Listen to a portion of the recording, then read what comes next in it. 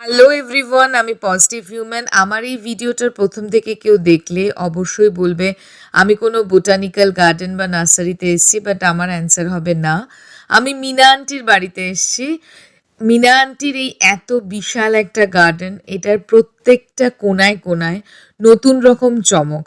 আমি সামারে এসেছি, সেই কারণের জন্য অনেক ফুল এবং ফল দেখতে পাচ্ছি, বাট আমি সামারের এন্ডের দিকে এসেছি। আমি যদি আরও আগে আসতাম হয়তো আরও অন্যরকম ফল বা ফুল দেখতে পারতাম। মিনা আন্টির গার্ডেনে এইরকম একটা সুন্দর ছোট্ট ঘর করা আছে, ভীষণ কিউট লাগে আমার।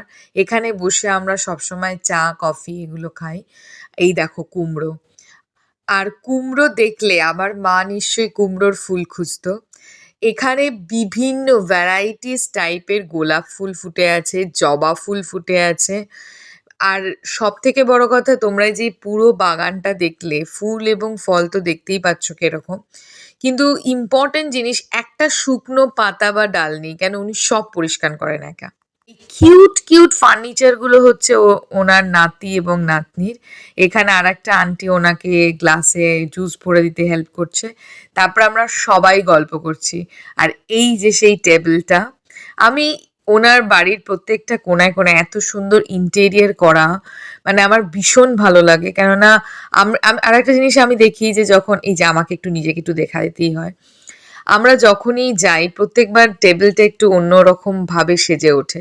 আর এই জিনিসটা আমার বেশ ইন্টারেস্টিং লেগেছে। পরবর্তীকালে আমার বাড়িতে যখন গেস্ট এসেছিল, তখনও আমি এই জিনিসটাকে শিখে ওখান থেকে শিখে আমার বাড়িতে করেছিলাম।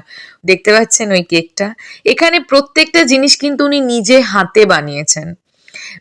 উনি এত সুন্দর সিঙ্গারা বানিয়েছে। আমি কিন্তু সিঙ্গারা খাই না ইন্ডিয়াতে। আর এই কেকটার কথা তো আমার না বলাই ভালো।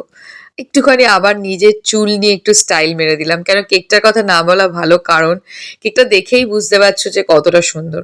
আর ওই গার্ডেনটার এই দিকে একটা হচ্ছে টমেটো গাছ, এত এত টমেটো, আর এই দিকে টমেটো গাছ, এত এত টমেটো।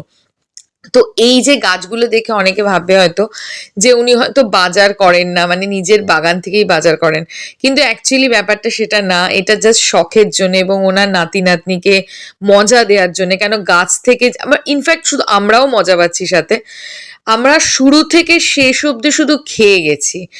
খাবারের ফটোগুলো দিতে গেলে শুধু খেয়েই গেছি। আমি চেষ্টা করব খাবারের ফটোগুলোকে অ্যাড করার। আমি আগে 1 মিনিটে করে রিল করে ব্লগিং করতাম, কিন্তু আমাকে অনেকেই বলেছে যে তারা একটু বড় ব্লগিং দেখতে চায়, তাই জন্য এই ভিডিওটা প্রপার ব্লগিং করলাম। তার কারণ এত খাবারের ফটো 1 মিনিট এটাতেই দেখাতে দেখাতে চলে যাবে। কেমন লাগলো ভিডিওটা প্লিজ কমেন্ট করবেন।